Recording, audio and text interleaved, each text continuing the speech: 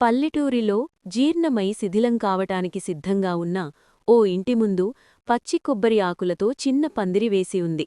ఆ పందిరి మధ్య ఇంకా ప్రజ్వరిల్లుతున్న హోమం, అక్కడక్కడా పడి ఉన్న అక్షింతలు, పసుపు, కుంకుమ అవన్నీ కలిసి కొద్దిసేపటి క్రితమే అక్కడ వివాహం జరిగినట్టు తెలియచేస్తున్నాయి. సన్నాయి వాయించినవాళ్లు తమ పని ముగిసినట్లు సామాన్లు సర్దుకుంటున్నారు. పందిట్లో పెళ్లివారికి భోజనాలకి ఏర్పాట్లు చూస్తున్న పెళ్లి పెద్ద, మీరుకూడా భోజనం చేసిపొండి అని సన్నాయి వాళ్లకి హెచ్చరిక వేశాడు. ఇరుపక్కల వారు లేమితో ఉండటంచేత పెళ్లి క్లుప్తంగా నిరాడంబరంగా జరిగిపోయింది. పెళ్లికొడుకు పెళ్లి తతంగం జరుగుతున్నంతసేపు ముఖావంగా, చికాకుగా ఉండటంవల్ల ఎవరూ సరదాలకి కాని, సరసాలకి కాని సాహసించలేకపోయారు. చాలా చిన్న పల్లెటూరది. పెళ్లికూతురైన అన్నపూర్ణని ఆ బియోళ్ళో ఎరగనివారంటూ ఎవరూ లేరు. అందరూ ఏదో విధంగా ఎప్పుడో ఒకప్పుడు ఆ అమ్మాయి చేత సేవలు చేయించుకున్నవాళ్లే.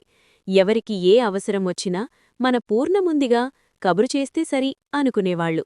ఒక విధంగా చెప్పాలంటే చిన్నప్పుడే తల్లిని, తండ్రిని పోగొట్టుకుని పిసితల్లి అండన జీవితం గడపటానికి వచ్చిన అన్నపూర్ణ ఆ ఊరికి పబ్లిక్ ప్రాపర్టీ అయిపోయిందని చెప్పొచ్చు.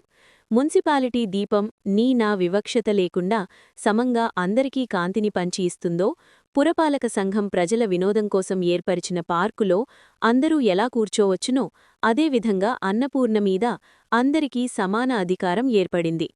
అక్క కూతురిచేత అందరికీ చాకిరీ చేయించి సుందరమ్మ ఊళ్ళో మంచితనాన్ని, పరపతిని పుష్కలంగా సంపాదించుకుంది. ఎవరికి ఏ అవసరం కలిగినా కాస్త పూర్ణని పంపవమ్మా అంటూ కబురొస్తుంది. వారి వారి పనులను బట్టి ఇంట్లో పనికి మళ్లీ ఎలాంటి ఇబ్బంది లేకుండా తెల్లవారుజామున ఇంకా ముందుగానే లేచో, లేక రాత్రి ప్రొద్దుపోయే వరకు మేలుకొనో పిసుతల్లికి మళ్లీ ఎలాంటి కష్టమూ లేకుండా అన్నీ అమర్చిపెట్టేది. భగవంతుడు అన్నపూర్ణకి చిన్నతనంలోనే తల్లిని, తండ్రిని దూరం చేసినా పెరిగి పెద్దయిన తర్వాత తన సేవలతోనే, పంచితనంతో మళ్లీ అందరి హృదయాల్లో స్థానం సంపాదించుకోగల సహనం, నేర్పు ఇచ్చాడు. అట్టీ అందమివ్వలేడు కాని ఆరోగ్యం మాత్రం పుష్కలంగా ఇచ్చి ఆశీర్వదించాడు. మాట్లాడేందుకు నోరివ్వలేడు కాని కళ్లతోనే భావాలు ఎదుటివారికి తెలియచెప్పే శక్తిని ప్రసాదించాడు. అన్నపూర్ణకి పినతల్లి పెళ్లి చెయ్యలేదు, చెయ్యదు. శాశ్వతంగా ఆ అమ్మాయి ఇలా గ్రామసేవికగానే ఉండిపోతుందనుకున్న వారందరికీ పెళ్లి ఖాయమైందన్న వార్త పిడుగుపాటులా వచ్చిపడింది.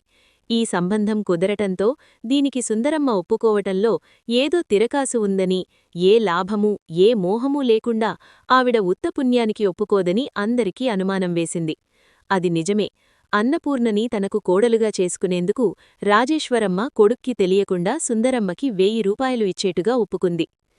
పెళ్లికొడుకు రెండో పెళ్లివాడు అనగానే అందరి మనసులు శాంతించినాయి. ఎంత వయసు చెల్లిన మనిషో, ఎంత ముసలివోళ్ళో అనుకున్నారు. ముసలి ఒగ్గైతే మళ్లీ 3వ రోజుకే అన్నపూర్ణ మొండమోసి శాశ్వతంగా ఈ ఊరు వచ్చేస్తుందేమో, సుందరమ్మ అది గ్రహించే పెళ్లి చేశాను అనే పేరుకి చేస్తోందేమో అని రకరకాల ఆలోచనలతో కుతూహలం పట్టలేక సుందరమ్మ ప్రత్యేకంగా ఆహ్వానించకపోయినా బిలబిలలాడుతూ అంతా వచ్చారు. పచ్చటి పసుపు బట్టలతో, తెల్లటి శరీరఛాయతో ఆరోగ్యంగా కనిపిస్తూ నడిచివస్తున్న వరుణ్ణి చూడగానే అందరి కళ్ళు బైర్లు కమ్మినాయి. నోరు వాయులేని అన్నపూర్ణకి, దిక్కుమొక్కులేని ఆ దౌర్భాగ్యురాలికి ఇంత మంచి మొగుడా? ఈ ప్రపంచంలో అప్పుడప్పుడు ఏవో విచిత్రాలు జరుగుతూ ఉంటాయని చెబుతూ ఉంటారని ఇలాంటివే కాబోలు. సానుభూతి చూపించాలని వచ్చిన అందరి హృదయాలు ఈర్ష్యతో ఒక్కసారిగా భగ్గుమని మన్నాయి. అన్నపూర్ణ అదృష్టవంతురాలని అంగీకరించటానికి వారిలో ఏ ఒక్కరి ఆంతర్యం ఒప్పుకోవటంలేదు. ఇందులో ఏదో తిరుగుడు ఉండి ఉంటుంది, ఖచ్చితంగా ఉంది. లేకపోతే అన్నీ ఉన్న అతనికి ఆంధ్రదేశంలో అన్నపూర్ణని మించిన ఆడపిల్ల దొరకపోయిందా? అసలు వాళ్లకి ఇది మూగపిల్ల అన్న సంగతి తెలుసా? సుందరమ్మ నాటకమాడలేదు కదా?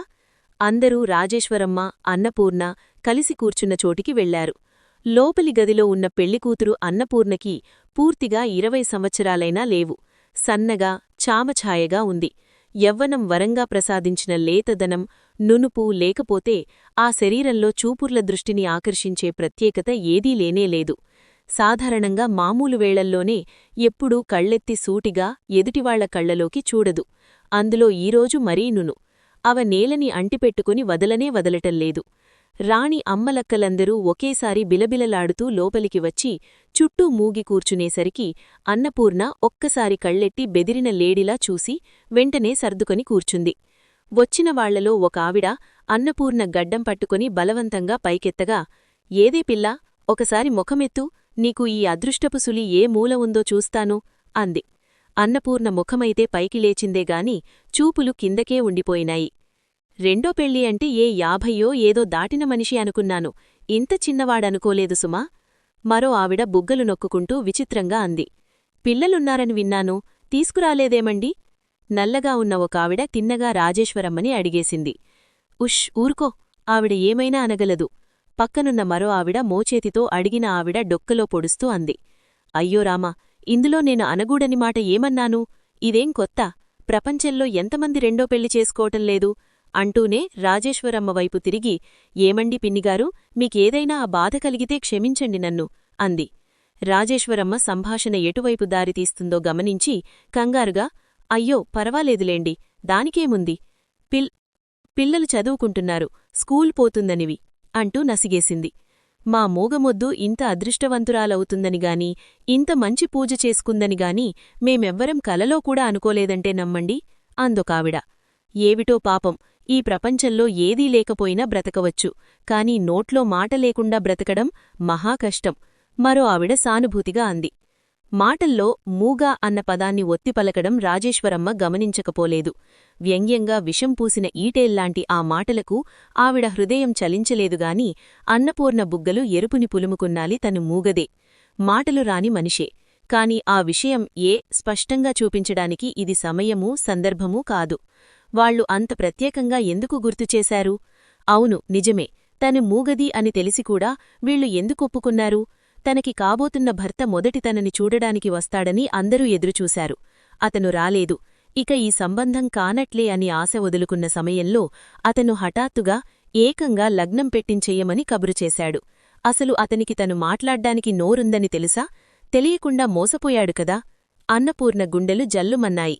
చాలాసేపట్నుంచి ఆమె కళ్లముందు ఒకే ఒక దృశ్యం పదే పదే మెదల్తోంది. అది సరిగ్గా మంగళసూత్రధారణ జరిగే సమయం. ఇద్దరికి మధ్య ఉన్న సన్నటి తర జారిపోయింది. రెండు చేతులతో మాంగల్యం పట్టుకుని లేచి నిలబడిన అతను క్షణంసేపు అలాగే స్థాణువులా నిలిచిపోయాడు.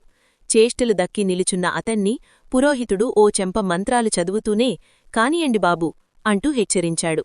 పందిట్లో ఓ మూలగా కూర్చున్న సన్నాయివాళ్లు సీతమ్మ పెళ్లికూతురాయనే అన్న పాటతో చెవులు హోరెత్తించేస్తున్నారు. బాబూ, మిమ్మల్నే పురోహితుడు రెండోసారి హెచ్చరించాడు. అతను ఉలకలేదు, పలకలేదు. అసలతని చూపులను బట్టి అతని ధ్యాస ఇక్కడెక్కడా ఉన్నట్లేదు. అతని ఆలస్యానికి, తటపటాయింపుకి కారణమేమిటో అర్థంగాని అన్నపూర్ణ అప్రయత్నంగా కళ్ళెత్తి అతనివైపు చూసింది. అతని చూపులు దూరంగా ఎక్కడో చిక్కుపలి ఉన్నాయి. నుదిటి నిండా చిరుచెమటలు అలుముకున్నాయి. మంగళాన్ని పట్టుకున్న చేతులు కొద్దిగా పణుకుతున్నాయి. మేకపిల్ల కంఠంమీద వేటకత్తి విసిరిపుచ్చుకొని వేసే కసాయివాడి చూపుల్లా ఉన్నాయి అతని చూపులు. ఎలాగో నిగ్రహించుకుంది. కాని లేకపోతే భయంతో కెవ్వున కేక వేయాలనిపించింది అన్నపూర్ణకి. అనంత్ వెనుకనుంచి తల్లి మందలింపుగా పిలిచింది. అతను ఉలిక్కిపడ్డాడు. టైమవుతోంది, ఏమిటి నీ యోచన? కాని ఆజ్ఞాపిస్తున్నట్టుగా, హెచ్చరిస్తున్నట్టుగా అందావిడ. అనంత్ క్షణంసేపు అన్నపూర్ణ ముఖంలోకి తదేకంగా చూశాడు. అకస్మాత్తుగా అతని చూపులు తన చూపులతో కలిసి నిలిచిపోవటంతో అన్నపూర్ణ కంగారుపడింది. మెల్లగా కళ్ళు కిందకు వాల్చేసుకుంది. క్షణంలో సగమైనా లేని స్వల్పకాలం ఆ మూగ హృదయంలో శాశ్వతంగా చిరంజీవిగా నిలిచిపోయింది. ఎందుకో కారణం తెలియదుగాని అతన్ని అలా చూడగానే అన్నపూర్ణ గుండెలు జాలితో, బాధతో, అర్థంగాని భయంతో రెపరెపలాడిపోయాయి. అతను తను ఊహించుకున్నట్లు లేడు. మామూలు మొగవాళ్లలా కూడా లేడు. తీక్షణంగా ఉన్న ఆ చూపుల్లో ఏదో శక్తి ఉంది. అంతులేని విషాదం కూడా ఉంది. అందుకే అన్నపూర్ణకు ఆనందం బదులు బాధ కలిగింది.